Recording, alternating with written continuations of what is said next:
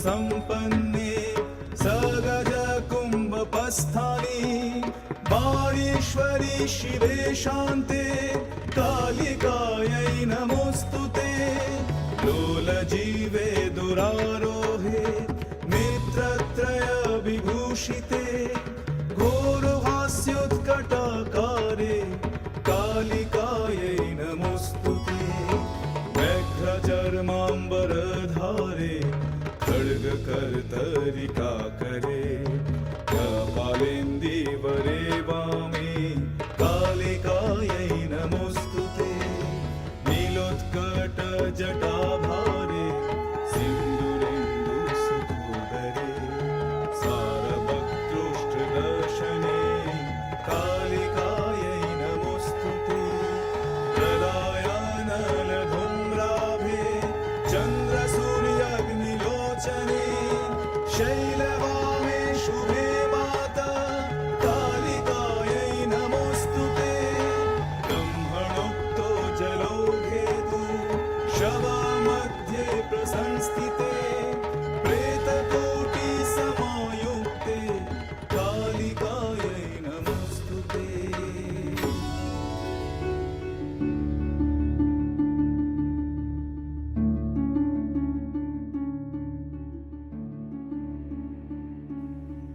মা, মা গো,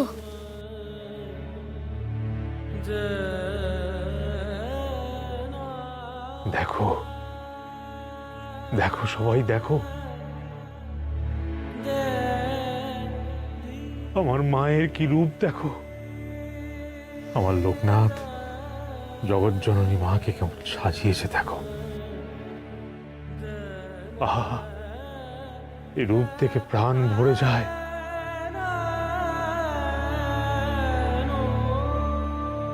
দু চোখ মেলে দেখো সবাই, দু চোখ মেলে দেখো।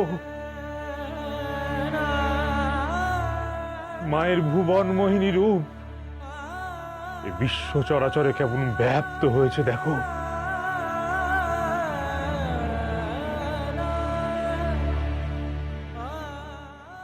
সন্তানের ভক্তিতে আর ভালোবাসায় গড়া অলঙ্কারে ভূষিতা হয়ে মা আমাদের যেমনই গর্বিত তেমনই খুশি। মা, মা গো। তুই কাঁদছিস কেন রে লোকনাথ? মা যেমনটা সাজতে চেয়েছিল তুই তো মাকে তেমনটাই সাজিয়েছিস, তাহলে এখন কাঁদছিস কেন ভাই? লোকনাথ, এই লোকনাথ, মায়ের এই ভুবন মোহিনী রূপ দেখেছে আমার বড় আনন্দ হচ্ছে। তাই তাই চোখে জল চলে এলো। চলো না আমরা সবাই মিলে মাকে ডাকি।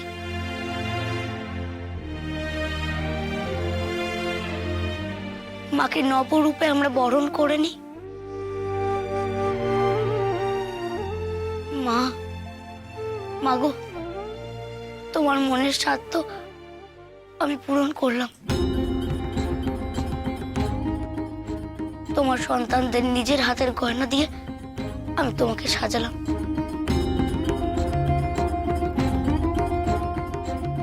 এবার তুমি আবির্ভূত হও মা, আশীর্বাদ করো তোমার সন্তানদের।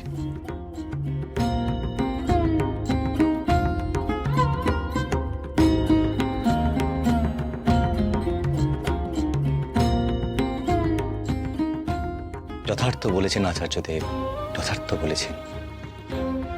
এই কালীঘাট মন্দিরের সীমানা পেরিয়ে বিশ্ব চরাচরের এই মহিমাই আজ মায়ের এই মূর্তির মধ্যে প্রকট হয়েছে। আজ দু চোখ সার্থক হলো আমার।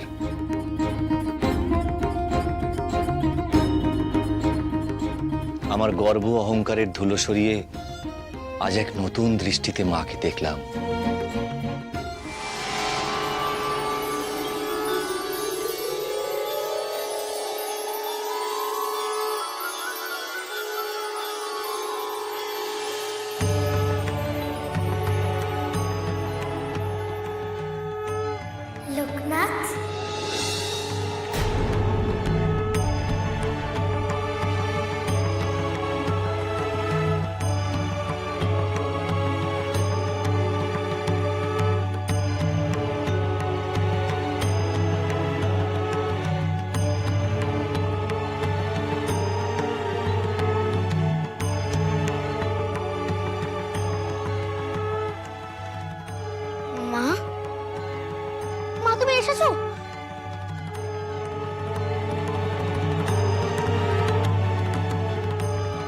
আচার্যদেব, লোকনাথ মাকে দেখতে পাচ্ছে। আমি তোর ওপর বড় প্রসন্ন হয়েছি লোকনাথ। তুই সবাইকে একজোট করে আমার স্বাদ পূরণ করলি। এমনি করেই মায়ের প্রতি ভক্তি, ভালোবাসা, শ্রদ্ধা নিয়ে তুই বেঁচে থাক। খুশি হয়েছো মা তুমি? খুশি হয়েছো? আমার মনে যে বড় শান্ত হয়েছে গো। তোমাকে দেখে দেখে যে আমার মনের আশ মিটছে না। খুব তো সাজালি আমায়, এবার নিজের হাতে আমার পুজো করবি না? মা, তুমি কেমন কেমন পুজো চাও আমার কাছে? আজ অমাবস্যা, আজ এই অমাবস্যাতে আমি তোর হাতের বিশেষ পুজো চাই। তাই হবে মা, তাই হবে।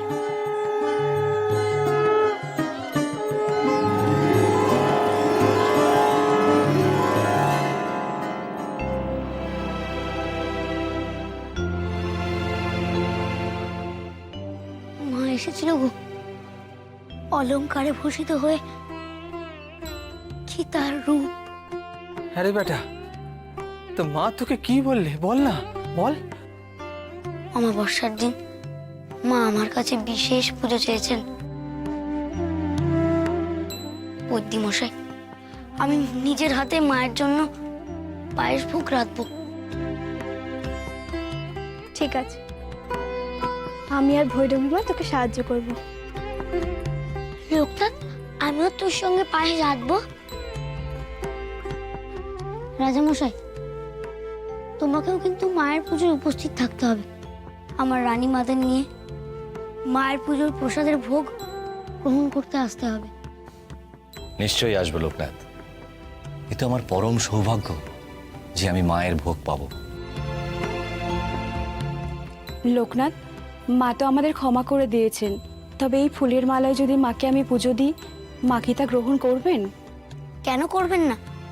তোমরা সবাই তো মায়ের সন্তান। একবার মায়ের পায়ে পুজো অর্পণ করে দেখো না, মা তোমাদের ঠিক আশীর্বাদ করবে।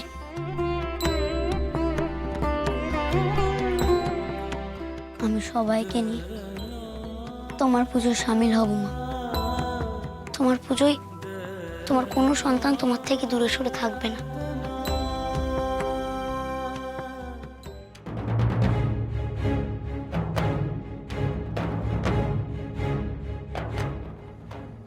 কিরে বোন,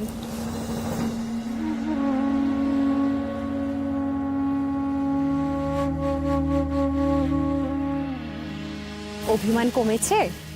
তুই তো আর মন্দিরে গেলি না, গেলে দেখতে পেতিস ওই ছোট সন্ন্যাসী মাকে কি সুন্দর করে সাজিয়েছে। তখন তোমার মন্দির থেকে ওভাবে চলে আসা ঠিক হয়নি ছোট রানী।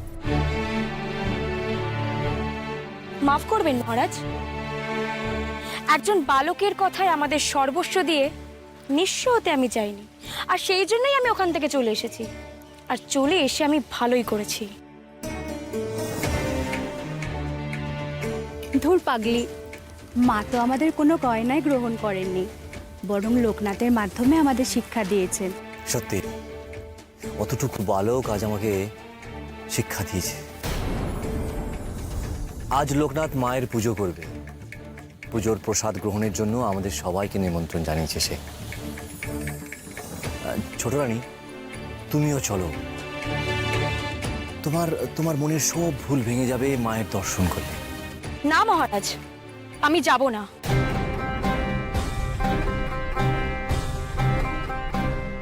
কেন ছোট রানী?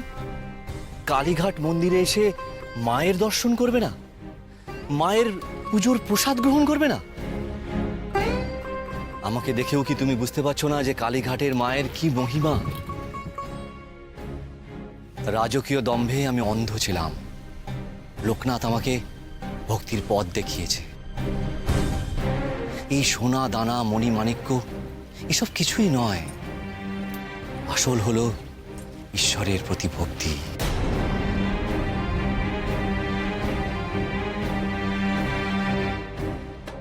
ঠিক বলেছেন মহারাজ, আজ নিজের চোখে না দেখলে বিশ্বাসই করতে পারতাম না মায়ের লীলা।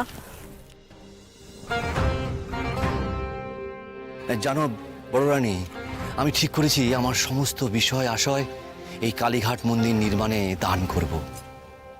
অর্থের অহংকারে, অর্থের দম্ভে আমি অন্ধ ছিলাম। মায়ের পায়ে সব দান করে আমি সে পাপের প্রায়শ্চিত্ত করতে চাই। খুব ভালো হবে মহারাজ, খুব ভালো হবে। মহারাজ নিজের বিষয় সম্পত্তি সব মন্দিরে দান করে দেবেন, আর তাও ওই এক সামান্য বালকের ভেলকিতে ভুলে। আর আমি রাজার রানী থেকে পথের ভিখিরি হয়ে যাব। এই আরাম, এই সুখ সব বিসর্জন দিতে হবে আমাকে। না না না, আমি তা কিছুতেই হতে দেব না। যেমন করেই হোক এই লোকনাথকে শাস্তি দিতেই হবে।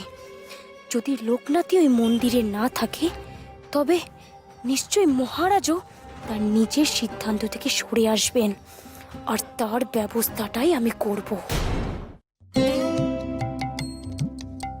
করালি, ভালো করে পরিষ্কার করে চালটা ভাজ। হ্যাঁ মা। কিরে, তোদের উনুন ধরানো হলো? দেখো না ভৈরবী মা, তখন থেকে উনুন জ্বালানোর চেষ্টা করছি, তাও চলছে না। ওরম করে বুঝি উনুন ধরায়? সর, আমি দেখিয়ে দিচ্ছি। এই দেখ।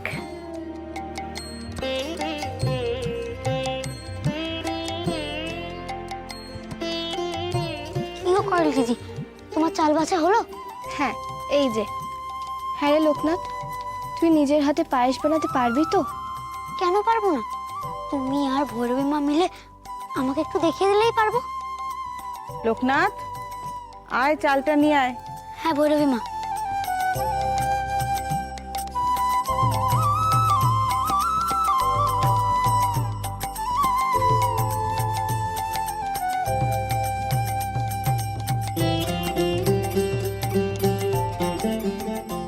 ভৈরবী মা। হ্যাঁ লোকনাথ, এই পাত্রটার মধ্যে আগে দুধটা ঢালতে হবে। আয়, আমি বলে দিচ্ছি, তুই কর। চালটা রাখ, এই দুধটা পাত্রের মধ্যে ঢাল।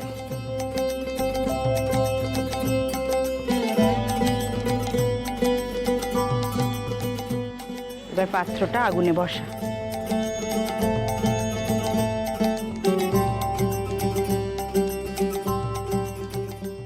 এবার দুধটা ফুটতে থাকলে তার মধ্যে চালটা দিয়ে দিবি। দেখিস যেন দুধ উতলে না যায়।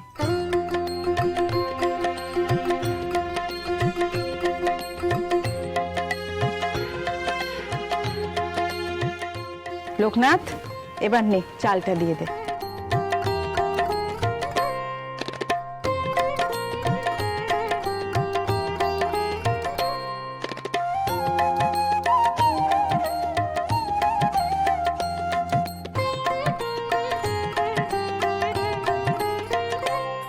নে, এবার হাতাটা দিয়ে ঘেঁটে দে।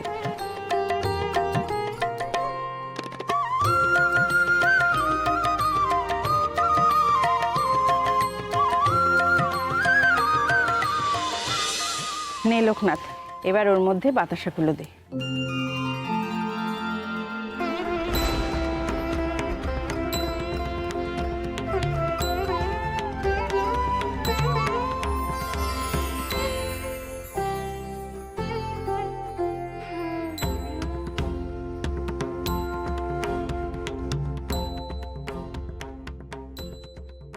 হয়েছে সেদ্ধ? হ্যাঁ ভৈরবী মা, হয়ে গেছে। এবার নামিয়ে ফেল দেখি। দে, হাতাটা দে।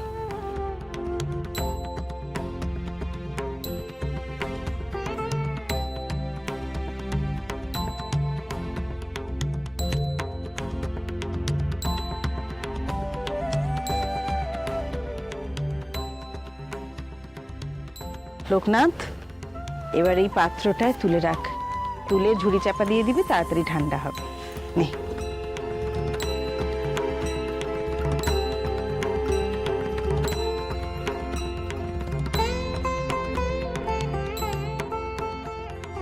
এবার এই পাত্রটা এখানে ঝুড়ি চাপা দিয়ে রাখতে হবে।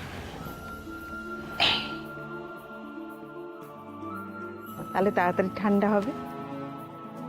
লোকনাথ, এবার তো আমাদের মায়ের পুজোর ফুল জোগাড় করে আনতে হবে। শুধু তোরা কেন, আমরা সবাই যাব মায়ের পুজোর জোগাড় করতে। চলো গো ভৈরবী মা, মায়ের পুজোয় যা যা লাগবে নিয়ে আসি গিয়ে। চল।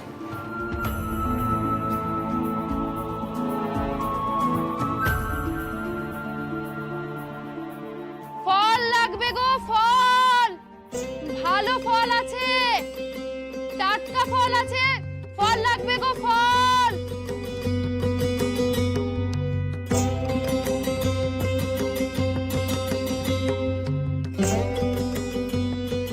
এখানে তো কাউকে দেখতে পাচ্ছি না।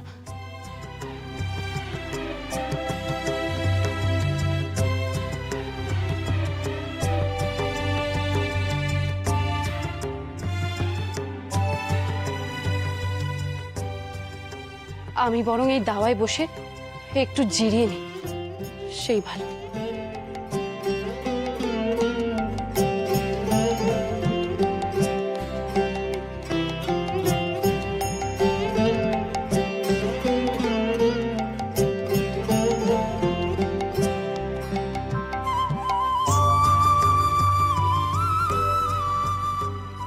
কিসের একটা যেন সুগন্ধ পাচ্ছি। নিখাত পায়েস রান্না হয়েছে।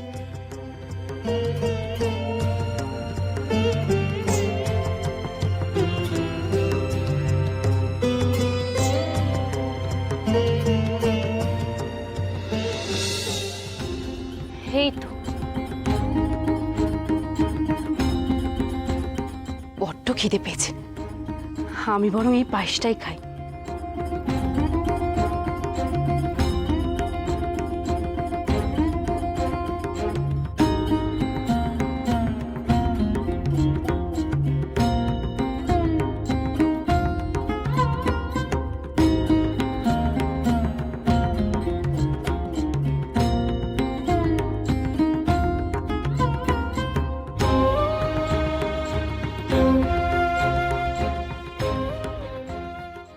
দেখবে চলো আচার্যদেব, আমি কেমন মায়ের ভোগের জন্য পায়েস রান্না করেছি।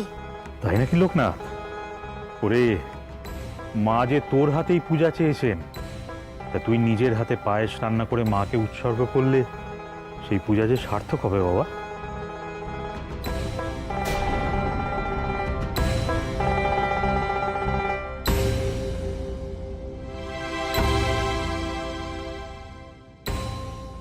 ওমা, তুমি কখন এলে গো?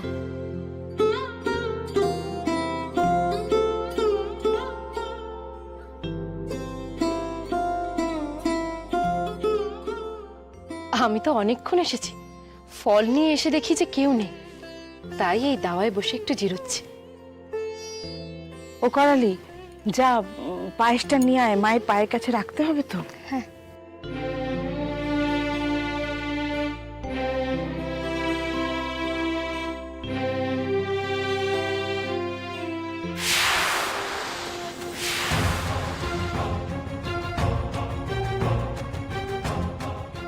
হে কি, পায়েস কোথায় গেল?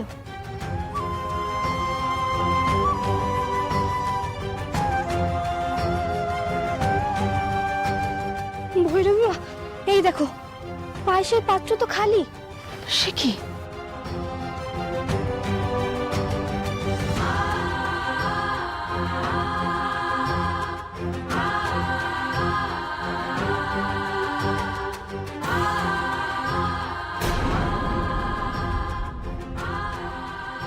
ইমা, তোমার মুখে পায়েস লেগে কেন?